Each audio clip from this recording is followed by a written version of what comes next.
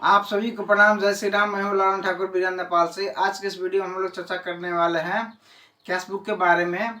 जो question number 7 है 159 में से क्वेश्चन में से लिया गया है।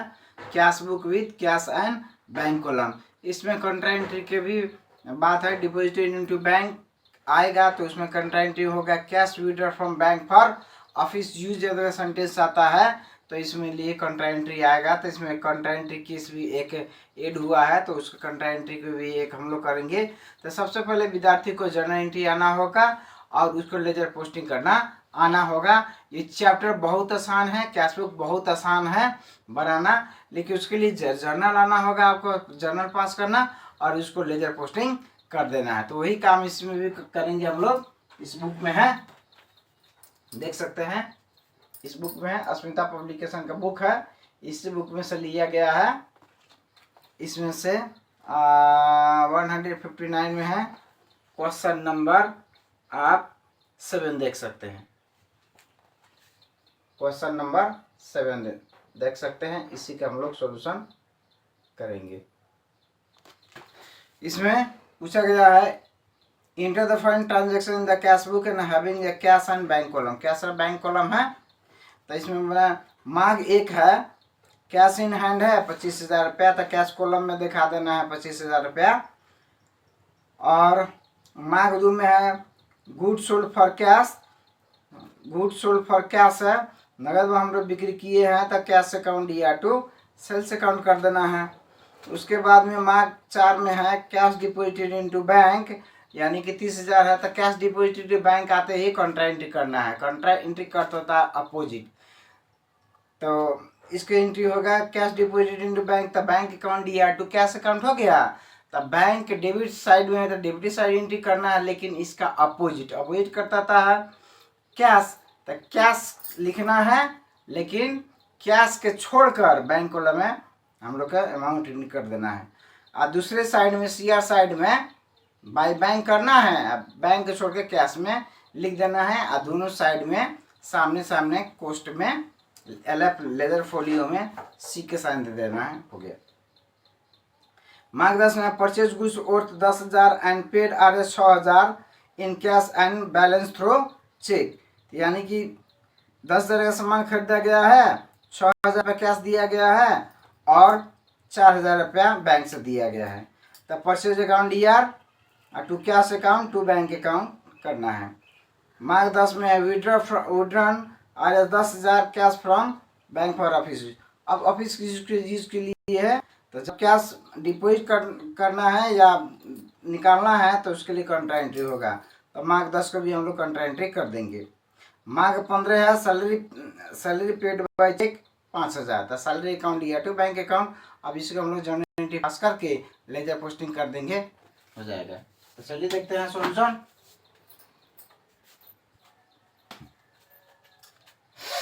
यहाँ क्वेश्चन नंबर 7 का सॉल्यूशन है। वर्किंग नोट है, जर्नल एंट्री है।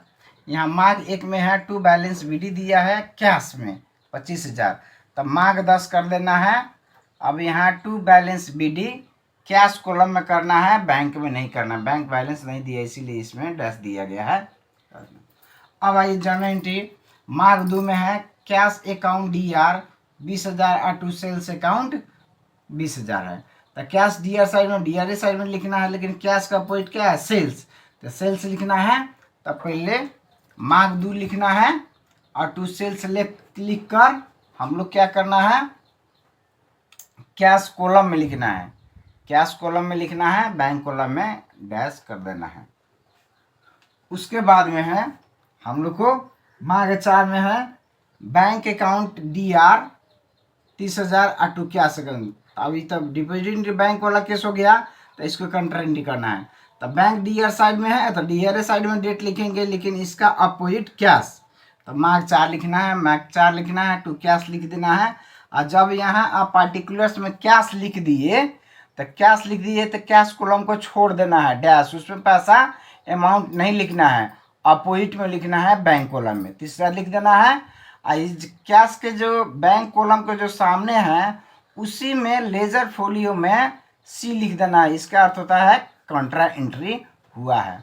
अब फिर आइए यहाँ, अब तो बैंक कॉलम कर दिए। अब कैश, तो कैश सीआर साइड में है तो सीआर साइड में डेट लिखेंगे, लेकिन इसका अपोजिट बैंक, तो बैंक करेंगे मार्क 4 लिखेंगे और बैंक करेंगे। तो मार्क 4 कर दिए, बाय बैंक कर दिए। अब पार्टिकुलर्स में बैंक लिखे हैं तो बैंक कॉलम को छोड़ देना है, इसमें अमाउंट नहीं लिखना है, कैश में लिखना है। 30,000 कैश में लिख दिए और कैश के सामने सी कॉन्ट्रा एंट्री कर दिए। बहुत आसान है, ठीक है। अब उसके बाद में हम लोग फिर आते हैं जर्नल एंट्री में। मार्ग 8 में है परचेज अकाउंट डीआर 10,000 और टू कैश अकाउंट 6,000 और टू बैंक अकाउंट 4,000। तो कैश अकाउंट सीआर साइड में है तो सीआर साइड में लिखेंगे, लेकिन इसका अपोजिट है bank. Cash account CR side में सीआर साइड में लिखेंगे, लेकिन इसका अपोजिट है परचेज, तो परचेज लिखेंगे। तो मार्ग 8 बाय परचेज अकाउंट लिखना है, तो कैश कॉलम में 6,000 है तो 6,000 लिख देंगे, और बैंक कॉलम में 4,000 है तो 4,000 रुपया लिख देंगे। यानी कि एक ही एंट्री मार्ग 8 में है। परचेज में कैश पेमेंट किए हैं 6,000 और बैंक से पेमेंट किए 4,000, तो कैश कॉलम में 6,000 दिखा दिए, बैंक कॉलम में 4,000 रुपये दिखा दिए, एंट्री हो गया। अब आइए मार्ग 10 में कैश अकाउंट डीआर 10,000 और टू बैंक अकाउंट 10,000। अब ये भी हो गया विड्रॉल वाला किस हो गया, cash withdrawal from bank for office use के लिए है, तो इसकी कंट्रा एंट्री होता है। तो कैश डीआर साइड में डीआर साइड में लिखना है, लेकिन इसका अपोजिट बैंक है।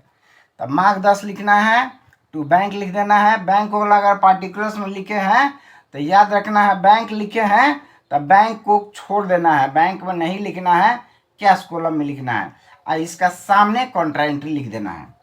अब फिर आइए बैंक में, तो बैंक सीआर साइड में डेट लिखेंगे, लेकिन इसका अपोजिट कैश, तो इसमें लिखना है मार्क 10 में लिखना है बाय कैश लिखना है। अब पार्टिकुलर्स में कैश लिखे हैं तो कैश कॉलम छोड़ देना है, उसमें नहीं लिखना है अमाउंट, बैंक में लिख देना है, अपोजिट में लिखना है, और इसी के सामने सी लिख देना है, यानी कि कॉन्ट्रा एंट्री हुआ है। बहुत आसान है समझना। अब देखिए मार्क 15 में है salary account DR to bank account, तो बैंक सीआर साइड में है तो सीआर साइड में लिखना है, लेकिन इसका अपोजिट है सैलरी, तो बाय सैलरी लिख देना है, बाय सैलरी लिख देना है, और बैंक में लिख देना है। अब यहाँ देखिए जर्नल एंट्री में कोई ट्रांजैक्शन नहीं है। अब हो गया। अब कैश बैलेंस, अब सीआर साइड जोड़ना है, डीआर साइड जोड़ना है, सीडीबीडी कर देना है। अब यहाँ कैश के डीआर साइड में जोड़िए, 25,000 20,000 10,000 55,000 रुपया हुआ। अब यहाँ डीआर साइड में 36,000 होगा, 30,000 6,000 36,000, तो 55,000 में से 36,000 घट गया तो 19,000। अब क्या करना है हम लोगों को, अब सीआर साइड है तो सीआर साइड है आपको, डीआर साइड में बैंक है 30,000 है, और 30,000 है बैंक डीआर साइड में है, तो डीआर साइड में हम लोग कर देंगे। अब देखिए 30,000 है, अब सीआर साइड में है बैंक कॉलम 19,000, तो 30,000 में से 19,000 घटेगा तो 11,000 होगा, तो 11,000 जो है ना, अब इसी को अब हम लोग क्या करना है, यहाँ फागुन 1 में टू बैलेंस बीडी करके 19,000 रुपया डीआर साइड में कैश बैलेंस में दिखाना है, और बैंक अकाउंट में 11,000 रुपये दिखा देना है। अब यही आंसर हो गया हम लोग को, ये कैश बैलेंस में 19,000 और बैंक में 11,000 आंसर हो गया। अब क्या करना है, opening cash balance in DR side Rs 19,000 और opening balance in DR side Rs 11,000, यही आंसर हो गया। इस वीडियो में इतना ही, फिर मिलेंगे दूसरे वीडियो में, तब तक लिए पढ़ते रहिए और सीखते रहिए। अगर वीडियो अच्छा लगे तो लाइक कर सकते हैं, शेयर कर सकते हैं, सब्सक्राइब कर सकते हैं, और बेल आइकन दबाना ना भूलें ताकि कोई वीडियो अपलोड हो तो सबसे पहले आपके पास पहुँचे। वीडियो देखने के लिए आप सभी को बहुत बहुत धन्यवाद। तब तक के लिए जय नेपाल।